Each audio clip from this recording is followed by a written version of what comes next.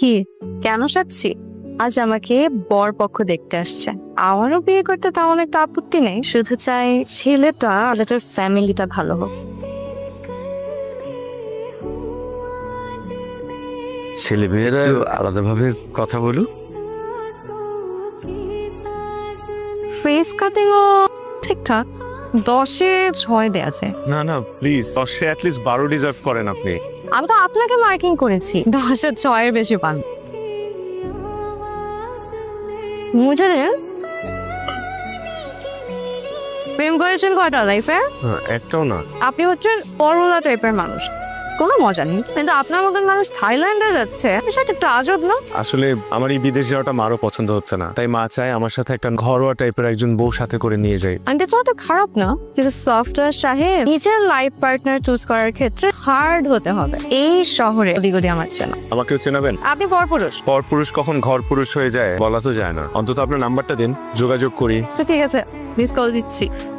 Miss call পর্যন্তই থাকুক, aunty masters person এছাড়া বিয়ে দেবে না। চলো। আন্টি, বেয়াদবি মনে না করলে আপনি কতদূর পড়াশোনা করেছেন জানতে পারি? অনার্স। আপনি নিজেই তো মাস্টার্স পাস করেননি, ছেলের জন্য বউ খুঁজছেন মাস্টার্স পাস করার। বিষয়টা একদমই নর্মাল। বড় মেয়ে এবং বড় মেয়ে জামাই দুইজনই মাস্টার্স পাস। আমার পরিবারে মাস্টার্স পাস ছাড়া কেউ এলাও না। তো কিছু তোমাকে কৈফিয়ত দিতে হবে কেন? বেয়াদব মেয়ে, দাঁড়িয়ে আছিস কেন? গাড়িতে ওঠ। আসসালামু আলাইকুম। এখানে আসার আগে আপনি কি বলছিলেন? সূর্যের আলো আসে জানালা দিয়ে, লিটারালি গলদা চিংড়ি সাইজের একটা মশা। তোমার রক্তের গ্রুপ কি? ও নেগেটিভ। ফেলে প্রবলেম নেই। হ্যালো হ্যালো মিস্টার ইঞ্জিনিয়ার, ঘড়ির সাথে না থাকলে সময় দেখবেন কি করে? ঘড়িটা যে হাত থেকে পড়ে গেল খেয়াল করেননি। আমি আসলে কোনো কিছুই ঠিকঠাক মতো সামলাতে পারি না, এই কারণে আমার মা আমার জন্য বউ দেখছে, যাতে পুরো জীবনটাই সামলে নিতে পারি। ঘড়িটা না আমার খুব প্রয়োজন। আমরা কি কাল একটাবার দেখা করে ঘড়িটা ফেরত নিতে পারি? কালকে কেন, এখনই আসি। এখন তো অনেক রাত। আপনি কোন হোটেলে উঠেছেন? গুলশানে উঠেছি। ঠিক আছে, আমি এখনই আসছি। কি ভয় পেলেন নাকি? ভয় পাবো কেন? তবে আপনাকে দেখে ভয় না, একটা কারণে বুক কাঁপে। আপনার চিমটিতে জোর আছে দেখছি। রাজশাহীর মেয়ে, চিংড়িতে তো জ্বর থাকবে। হাঁসের মাংস আর কালাই রুটি। আপনার ফ্যামিলি তো আমাকে রিজেক্ট করলো। আপনার আমাকে কেমন লাগলো সেটা তো বললেন না। সুইট। মানে আপনার smile, your smile is very sweet.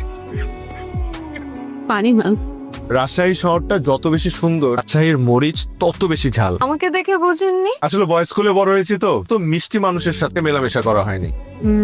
জানতে হলে আপনি আমাকে হোটেল পর্যন্ত দিয়ে আসবেন না? আমি তো এতদিন জানতাম ছেলেরা মেয়েদেরকে বাসা পর্যন্ত এগিয়ে দিয়ে আসে। আচ্ছা চলেন, আপনাকে আমি বাসায় দিয়ে আসি। আপনি মনে হয় ভুলে যাচ্ছেন, এটা আমার শহর। আমার শহরে একদম ভয় নেই। আসি তাহলে। শুনুন, এই নিন আপনার ঘড়ি। Thank you so much. You're welcome. এটাই কি আমাদের শেষ দেখা?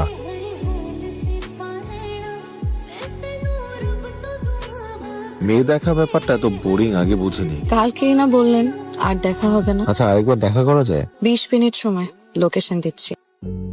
হাই। আপনি কি সব নিয়ম উল্টে ফেলবেন নাকি? মানে মানে আমি এতদিন জানতাম ছেলেরা মেয়েদের জন্য ওয়েট করে, আমার ক্ষেত্রে তো দেখছি উল্টো হচ্ছে। একটু লেট হয়ে গেল। একটু লেট? এখন নিশ্চয়ই বলবেন আমি রাস্তায় জ্যাম পেয়েছি। জানিয়ে রাখি, রাজশাহী শহরে কিন্তু কোনো জ্যাম নেই। আমি বিশ্বাস করি না, কারণ আপনি রাস্তায় দাঁড়ালে অটো জ্যাম লেগে যাবে। আপনার সৌন্দর্য উপেক্ষা করে আপনার চোখের সামনে দিয়ে গাড়ি ড্রাইভ করে যেতে পারবে না। আপনি প্রেম করেননি, বিশ্বাস হচ্ছে না। এ পটানোর নিনজা টেকনিক দেখে ভালোই জানা। কেন আপনি পটে গেছেন নাকি? তুই এত নার্ভাস কেন? কি কথা? শোন, আমি তোকে যে কথাটা এখন বলবো, তুই কথাটা ভুলেও মার সাথে শেয়ার করবি না, প্রমিস কর। তুই কি কোনো ক্রাইম করছিস? পালায় বিয়ে টিয়ে করছিস নাকি? পালাই বিয়ে করি নাই, কিন্তু করতে চাই। মানে একটা মেয়েকে আমার পছন্দ হয়েছে। কোন মেয়েকে? রায়া। প্রথম দিন আমরা যে মেয়েটাকে দেখতে গেলাম, শিট করছিস কি তুই? মা তো ওই মেয়েকে একদমই পছন্দ করে নাই। আমি জানি মা ওকে পছন্দ করে না, একটা উপায় বল, কি করব?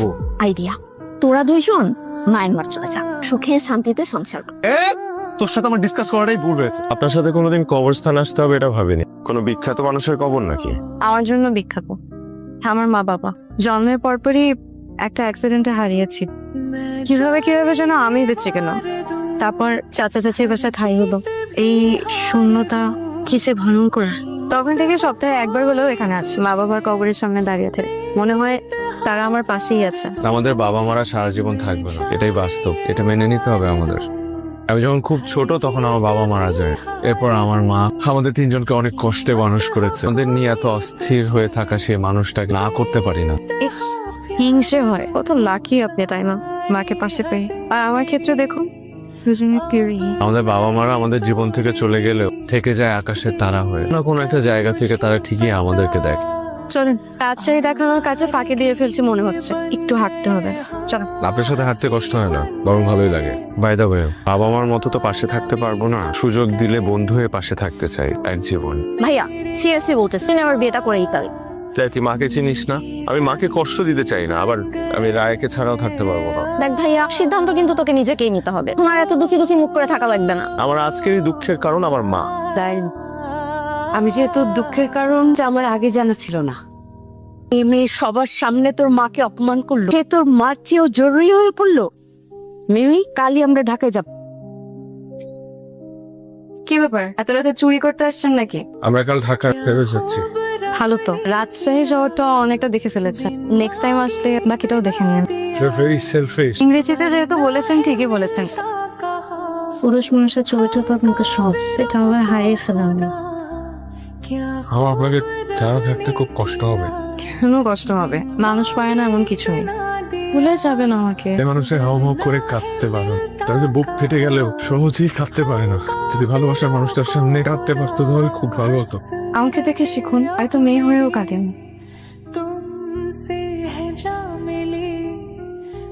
এই তোমার কোথায়? ভাইয়ার ফোন তো অফ। মানে কি? আমার কথা আছে আপনার সাথে। বাসায় লোকজন আছে, দেখি আপনি আসেন আমার সাথে। কি ব্যাপার, এত সকাল সকাল এখানে? আমি নিতে আসছি আপনাকে। মানে আমি বিয়ে করতে চাই আপনাকে এখন। আপনার মা রাজি হয়েছে? আমি এই মুহূর্তে আমার মাকে নিয়ে চিন্তা করতে চাচ্ছি না, এখন চাই আপনাকে বিয়ে করতে এই মুহূর্তে। আজীবন সহ্য করতে পারবেন আমাকে? পারবো। একটা শাড়ি পরে আসি। লাগবে না। একটু 5 মিনিট লাগবে। না, নার্ভাস লাগছে একটু। আসেন না।